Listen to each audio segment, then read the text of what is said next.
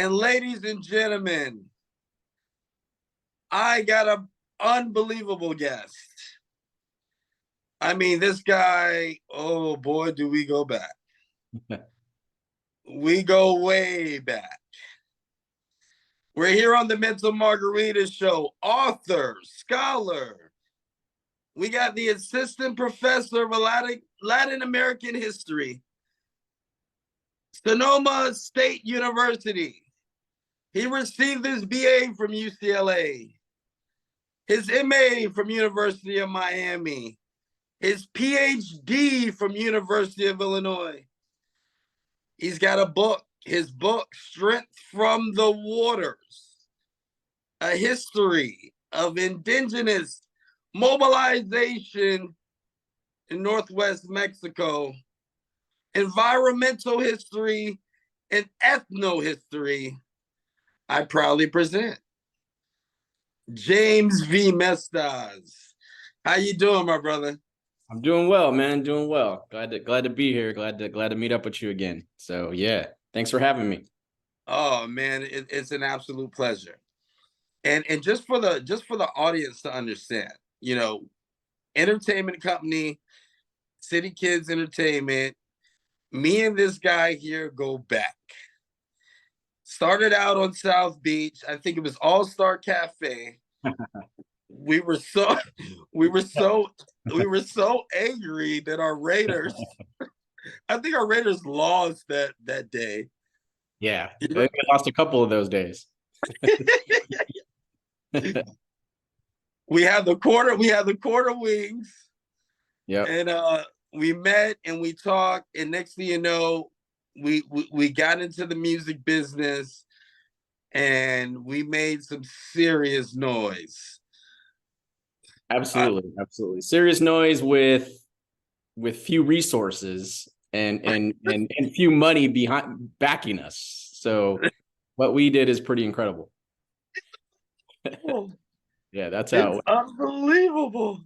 Yeah, it was. And so now moving forward with this book, because I really want to pay attention to this book, Strength from the Waters, okay? The way, and you quote this, I'm quoting this in your book, right? Integrate oral histories into manuscript. Okay. And that's something that you do throughout this book. But we're talking about something that's serious.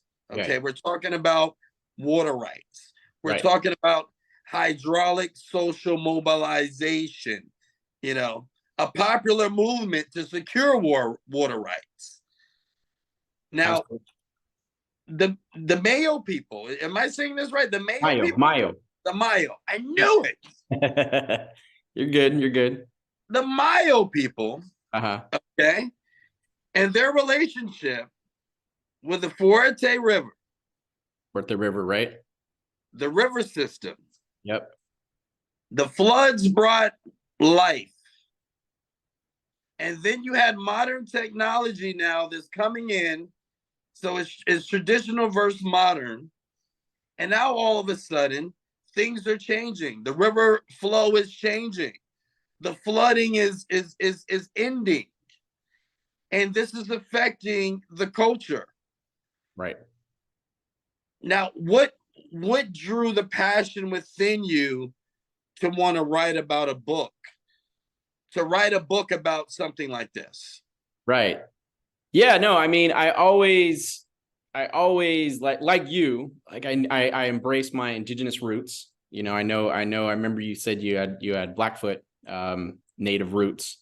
And I embrace those roots too. I mean, my mom has Tarahumara blood. My father has Yaqui blood, so I always wanted to write a book, right? I want to do my research for my PhD on that, right? Because this is important to recover these histories of marginalized groups, right? Of groups that people don't ever talk about, right? There's histories that have just been hidden for years, right? And so I went down to Mexico, 2013 and 14, did the research, spent 6 months in the archives in Mexico City for 6 months, lived there for 6 months. Incredible city. I mean, anybody that hasn't been to Mexico City, go. It is amazing. Yes, yes, it's incredible. It's incredible. Then 6 months in Sinaloa, Los Mochis, Sinaloa, doing interviews. So I did the archival research in Mexico City, and then interviewed like 40 native elders in Los Mochis area of Sinaloa. And then got the research done, and then wrote up. Took me like 2 years to write the dissertation. Took me several years to turn the dissertation into the book. And now it's there, right? And I've had a lot of people tell me, books are hard to publish. It's hard to find a publisher.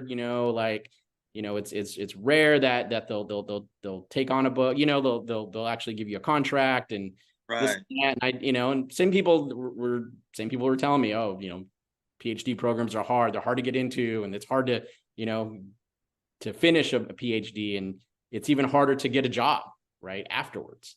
Oh, absolutely.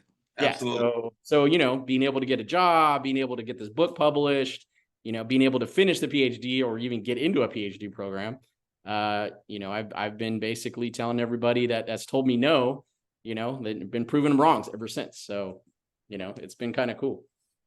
And you know what? The reason why is not shocking to me is because you were doing that when we started doing what we were doing in the music. Right. One thing about you is that you're not going to take no for an answer when you're passionate about it. Absolutely.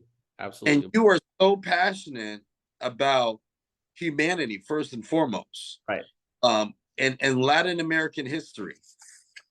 And I knew that this was something that was so deep inside you, and it feels so good to see it all come about. Right. Absolutely. It really.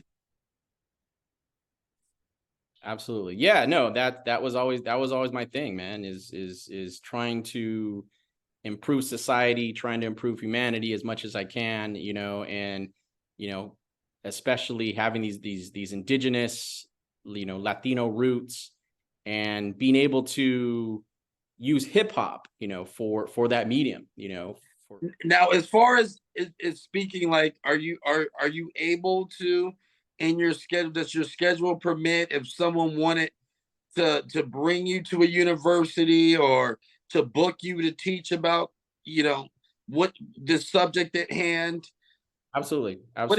Yeah. So I mean, the book I'm still doing, guest lectures for the book, but I've taught guest lectures outside of the book as well. But I've given guest lectures last year. I went to a couple universities, Claremont McKenna College and Cal State LA. I did some guest lectures down there. I gave a couple guest lectures at my school, and then this year, already so far, these places I've traveled to. So yeah, I mean, I'm definitely open to visiting, and I love traveling. Like, that's always one of the funnest thing, and being able to share my knowledge, with these different, colleges and universities. I'm absolutely open for people to try to book me. So, I mean, you could find me, online, just Google me, James Mestaz, Mestaz. My contact info is there, so just reach out, if anybody does want to book me, I'd be more than happy to come out to really anywhere. Right. And gladly so. And where's the book available? It's available online. So you can get it online. You could also get it on Amazon. Strength from the Waters. You just got to put that in there. Yep, there it is, right there. There you go. You can get it on Amazon. You can get it directly from University of Nebraska Press. I believe they offer actually a discount at the moment. I think like a 40% discount. And if people are really interested, if they want a signed copy, they can reach out to me directly, right? And just we work out details about paying me electronically, and I could actually send that in the mail, right? And if you want a signed copy, I'd be happy to do it. Just reach out to me, and we'll arrange that. Guys, I got a signed copy. I got a signed copy. Slykat, we've had some unbelievable times. Happy to see you still grinding. Hope this book inspires you and helps you reflect on your own native roots. Salud. Salud. Mestas.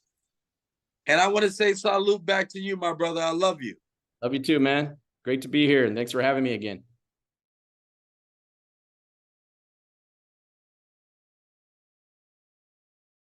I'm feeling great. Welcome to the Mental Margarita Show. And I appreciate you having me on. I really It's an appreciate absolute honor, man. No doubt. No doubt. You know, I got a chance to really mine, and you know, I'm in the mining business. Okay. So I'm always mining. I'm always looking for talent. Got you. Got you. I appreciate it. And then, you know, and not just talent that I feel is suitable for the Mental Margarita Show. And I think the audience is in for a real treat. No doubt. Dre No from doubt. Jersey. Yes, sir. Yes, sir. What part of New Jersey? What part? Yeah. Essex County. The town that I live in is Montclair. Okay. It has two sections. You have of course, the lower, the Montclair area, and then you have upper Montclair, where the big houses and stuff be at. Yeah. Okay. And even, I think even some stars. I'm not sure, but I think either Latoya or Janet Jackson had a house somewhere in Upper Montclair, something like that. I forget exactly, but yeah, it's a nice town. That's what's up. And how was your childhood? Was your childhood nice as well?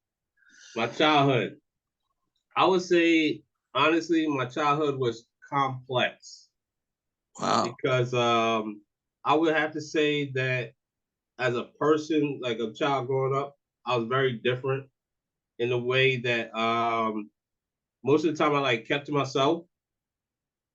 And you know, I had a very vivid imagination. I mean, I had friends, people that I hung out with, but you know, I had a very vivid imagination growing up, and yeah, it was kind of tough because people didn't really understand me. You know, I drew a lot. I used to draw back in the day. You know, I was just about to say that. I had a feeling you drew. Yeah. So I was heavy into that. I was creating from a very young age, from age 3. But when I first held the pencil, that's when I started drawing. People like giving me props, like, "Oh, you so good," and this, that, and the third. But yeah, most of the time I kept to myself. Wow, that's kind of cool. Yeah. So creativity's running through your veins. Yes. And when does the creativity now hit the musical landscape? I'm glad you said that. Because I would say approximately around age 12. I have a younger brother that's 6 years younger than me. We would actually create songs. Like we would take stuff that's already recorded, even with the vocals in it, and try to like rap over it or sing or whatever. We even came up with like 2 little cassette tapes, you know, like that were albums or whatever. We just put it down like we were musicians and stuff like that. So it started from then, and then fast forward into like high school. My brother was more or less the rapper at the time, but then you know we had people that used to come to the house. My father had a stereo system in the basement. Oh man! And people would come through. We would take one of those microphones from the ceiling. People would just come through, freestyle, and we would record it and do, you know, stuff like that. So I felt like that was my hip hop moment. Let's talk about mental health, because mental health is a very big thing that's going on in the world. And what do you have to say about that? And is there any mental health issues that you've encountered? I like that question because it gives me an opportunity to tell my story, because I feel one of the things that is pushing me or driving me to actually even to speak out, to rap, to express myself is the fact that I feel as though a lot of people don't have a voice. And I feel I'm one of those voices, maybe not the voice, but one of the voices, because in my life, I've experienced a lot of mental, I don't know if I even should use the word trauma, but I've experienced a lot of mental setbacks. I'll say setbacks. Right. So I experienced a lot of mental setbacks, both in behavioral form and just in my approach to life. And I think as far as music, as of late, one of the things that's the other thing that got me into the music now is that it is kind of like my medicine when I create. Because I'm in my recording space right now, but it's kind of like my medicine, so to speak, to kind of express myself, get my thoughts out, whatever's bothering me, kind of put it in a song form or whatever the case may be. And I would really like to be a beacon for those who don't know what to do, where to go, who to talk to say, hey, you're not alone. That's right. It's very difficult in this world today. It's like a lot of stuff going on. That's so true. Socially, politically, all that stuff. And I would like to be, even if there's a group out there, we come together and be like the guiding light for the next generation coming up. I think they need that. I'm like, yo, what's gonna be left behind at the rate we're going? Like we're not thinking about the future of the next generation. That's right. So this is music, I would say, and creating this in general is my mental margarita. How do they get in contact with you? Any person that wants to be a new fan, because we're gonna play one of your singles on the show, Meet You Out West, which I felt it was so appropriate. Yeah, no doubt. Yeah, I appreciate that. But as far as contacting me, you can actually, I have a website. I have an artist website. It's Dre from Jers with a Z, not an S, .us. It's Dre from Jers, and all my links for my social media, music, and all that stuff is on the last page of that website. So everybody can reach me through there or sign up through the website to get alerts and stuff from me. And get That's awesome. News. Yeah. That's big time. And you know what? We got to bring you out to Vegas, man. Yo, I would love that, man. That'd be real dope. I would really like to do that. Gotta show a lot of love to the West Side. Heard the Cali girls be the best in bikinis tanning, showing flesh. Wanna see for myself, so I flex. Shorty gave me her number with a text. My goal is to stroll the boulevard, planning for what comes next. Give the world my all with style and finesse. If the marathon continues, may my last lap be the best. Call me the real deal, this ain't no test. California love, California dreaming. From Jersey to LA, I be him, the man. Others try, but can't see him. They'd rather me die than see me win. Okay, let's get it. I'ma meet you out west. They say the west side be the best side. We ride.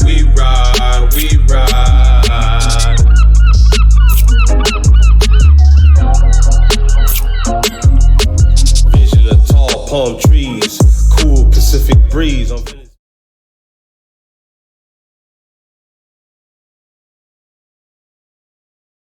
GMN King Moolah in the building. Welcome to the Mental Margarita Show. How you feeling, my brother? Man, I'm feeling good, man. Feeling fine, enjoying this weather, man. You enjoyed the weather? You feeling good? Great. That's what I'm talking about, man. That's what it's about. Now, for the audience needs to understand something. You know, you hear a lot about new talent. You see new talent every day, but it's very rare that you get a chance to experience an artist that is not only so passionate, so lyrical, has many different styles, can be versatile all the way through, and really does what he raps about or has done it before. You know, it's hard to get all those things wrapped up in one.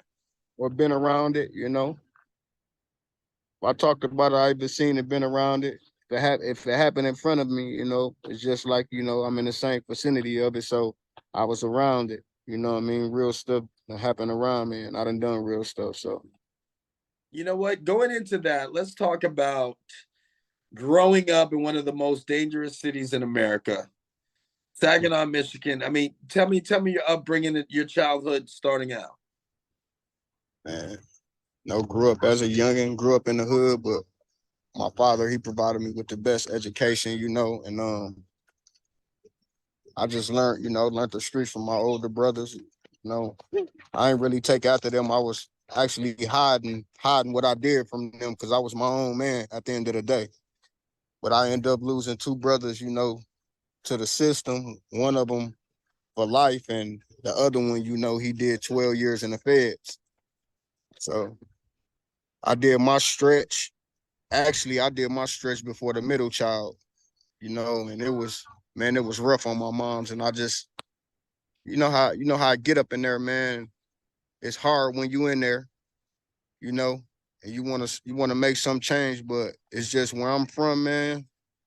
It's either you move away or you make it out playing sports. Don't know rappers make it from where I'm from, man. What was some of the things that you had to do to get yourself positioned to be on the radar? Not be scared to spend your last dollar on you and your music. A lot of people don't like to spend their last dollar, but they'll love to shoot a video, but don't want to pay for promotion. Don't want to pay for A&R Zoom meetings, that could cost you, you meeting some real people, but this could cost you like $100, a Zoom meeting, but you in there talking to these people and they talking to you, you getting their feedback from real A&Rs. So Right. when you do stuff, and then like I got a guy on the Clubhouse, he asked me to fall through every night, you know what I mean? And he wanted me to like co-host one of his shows, but I was in another mode. I was in my writing mode, and he got a lot of other people on there that he do business with. He mess with Empire right now. Okay. So, I talked to a couple of people. Couple of little low key little things right now, and I got some plugs to a couple other people too. I ain't doing it. Now you're definitely doing it. And speaking of doing it, what are you looking for? Okay, because right now, hold on, you got an impressive catalog. Okay, I mean, from mixtapes, The Chosen One, Legendary. I mean, all the videos that you got. I mean, a very extensive catalog. Features Dizzy Wright, Boozy Badass, Rick Ross. I mean, Conway the Machine. The list goes on and on and on. Hey man, So you're a hot commodity. I don't know, man. What is the next chapter? I'm working on something with Future right now too, man. Like swear, like literally. But I want to see how this. Next month go. I have been getting communicated with the CEO over the last, I can say, like 10 days. He had been like on my throat. I don't think he want me to leave, but I want to be by myself and not under no, I want to be my own product of a Universal, a Sony, a Motown, a Quality Control. I want to be a face of them by myself. I want to roll solo now, just because I got my catalog up. Right. So I mean, there's plenty of equity there. You're looking for a production deal kind of thing where you got your own thing rolling. Get the major to be behind some of the marketing and all that good stuff. Most definitely, most definitely. It's one of these things like I got a catalog. That they can get. I know what I can do with money. I know how to invest money. I have money. I drive a German engineer. I know what money is. Right. I've been dealing with it all my life. My daddy had it. My mom had it. I just came from a family of money. So you give me a little window, I'm gonna make a huge one. It's almost gonna be like you give me a small window and I'm gonna put C4 to the window and blow it all the way open. make it happen. I need some with. It's gonna be one of them with me, and I'm gonna open the book like, man, come on, let's get it, man. Let's go ahead. Let's do 50-50. Let's do 50-50 down the middle. Let's go ahead and get this paper together. Now we talking. You know what I'm talking about? I like to get together, man. How do they reach you? How do they reach you if they want to reach you? Oh man, you know my IG GMN_KINGMULLAH.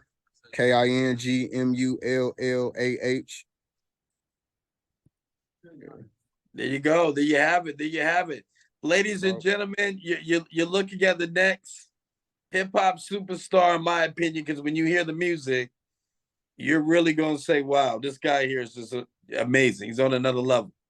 Most definitely. GMN, King Moolah, I love you, my brother, and we're going to be doing some real business real soon.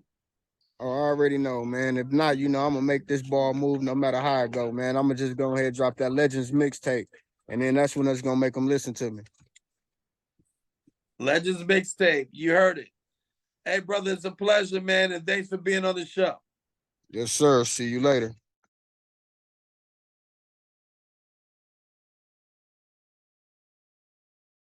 B12, blow it up, they call it Bone Flex. Trap money, hood, starting cashing no checks. Work so strong, yeah, they got their head spinning.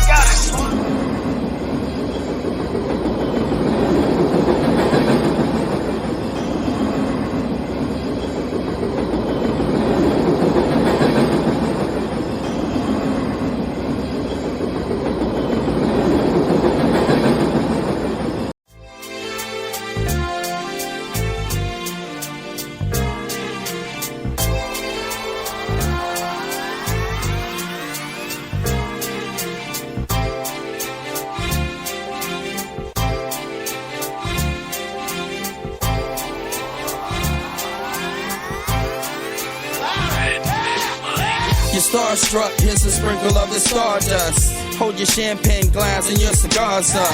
See the guys with mob ties drive the cars up. Bright lights, most nights they buy the bars up. Candy coated Chevy cars on the highway. It's Frankie baby, it's on and this is my way. Dean Martin at the Sands this Friday. With Sammy Davis, here's a little hint where I stay.